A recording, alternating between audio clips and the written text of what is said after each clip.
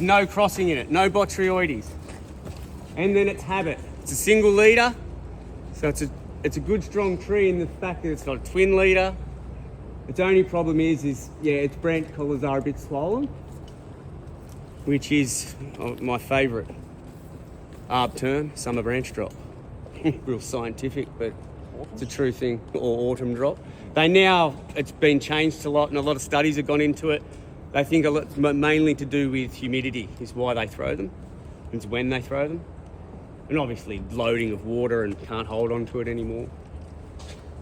One of the things that we'll discuss as well next year when you're doing pruning operations is like how to deal with a tree like this in terms of like someone might say we want to take that limb off because of the swelling, but options, and Zach will be, I think we're picking it up in terms of weight reducing rather than removing the whole limb. Perfect.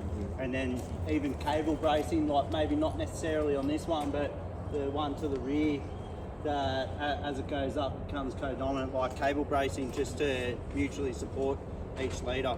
Like we're trying to move away from removing whole limbs that just introduce a pocket of decay at that collar and just reducing the torque at the collar itself by reducing the end weight. And that's why we're going to take that 5 months that we've got to train you to the point where you can get out onto those tips and effectively reduce weight rather than just be one of those like someone who goes, oh, I can't get out there, so I'm just going to take it from back here. And it's not because like that's what's good for the tree, it's because that's where your skill set can take you to without taking you beyond that. So, and this is a perfect tree for that here. This has been end weight reducted heavily over this path. That's how I kept it. I've wrote a spiel on this tree, and if you can see, I had to take half that major lower limb off, and like he said, but I've kept the rot away from the tree trunk itself by leaving that long limb, and it's still got some habitat. But if you look at all the branches this side, they've all been tip pruned. So, and we're trying to stay away from lion's tailing is a big term. It's getting a lot of people do wrong with end weight reduction.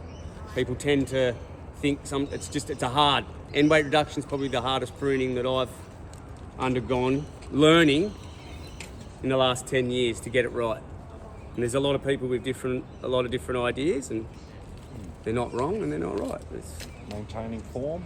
Yeah, maintaining form, and the way I ended up looking at it is you do pinch pruning of like a little hedge plant, like to make it to mass up, like pulling the tip out.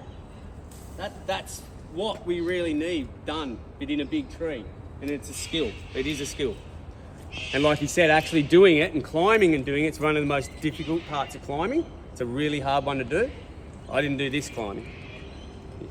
There's a cherry picking part right there, so that would have been a really hard job to tip. Look, where's your high point to get out on some of these? Don't get me wrong, good climb is really easy.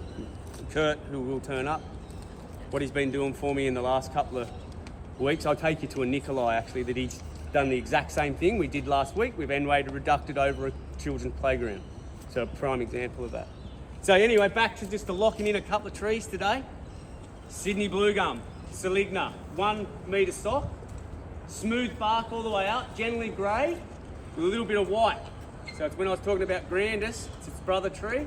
It's very white, very similar growth pattern, metre stock, but it's white, not grey. Sydney blue gum. Take a photo, look it up, try and lock that one in. We'll do Sydney blue gum, eucalyptus botrytis.